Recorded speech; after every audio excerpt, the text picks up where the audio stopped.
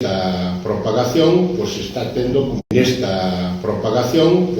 tendo, como viñamos dicindo xa hai anos, polo que estaba pasando noutros países de Europa, un vector de transmisión importante era o do xabarí.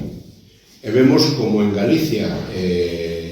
temos un elemento clave na xestión da población, que son as sociedades de caza, a caza social, que fan un papel moi importante, pero que, por problemas biolóxicos de idade, cada vez temos menos licenzas, e 100.000 no ano 2000 a apenas 30.000 en este momento, por lo tanto, con as dificultades serias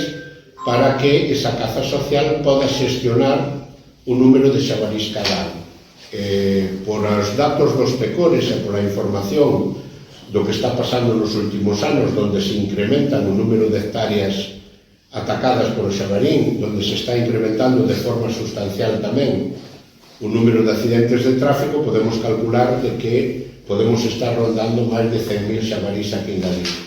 Por lo tanto, hai un esforzo importante dos pecores que cada ano matan máis piezas, hasta o récord que pode ser o ano pasado rondando os 20.000, pero temos a impresión de que os que nacen son máis, por lo tanto, non estamos mantendo a población, pero non reducíndoa de forma sistemática. Por lo tanto, eu creo que é un momento que, ante un tema de sanidade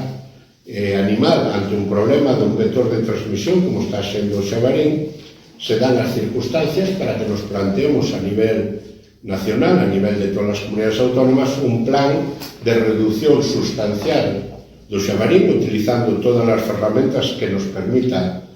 a legalidade para poder ter un número que nos permita convivir con eles, tanto os gandeiros polos daños que nos causan de xeito reiterado, como a propia administración polo presuposto que cada ano ten que destinar a sufragar unha parte desos gastos. Por lo tanto, eu creo que é un bon momento para plantear o que falábamos e que nos parece desde Unión Agraria razonable, un plan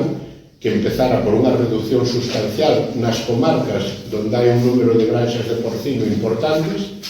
e ir hacia un número que se reduzca de forma sustancial e logo a partir de aí poder descansar o mantemento dese número en torno ás sociedades de cazas que, volvo a insistir, son imprescindibles e estamos agradecidos, non son os nosos enemigos, pero ao mesmo tempo somos conscientes de que se non chegan, a solución non pode ser que a fauna salvaxe descargue solo sobre a parte mal débil das explotacións gandeiras e agrarias.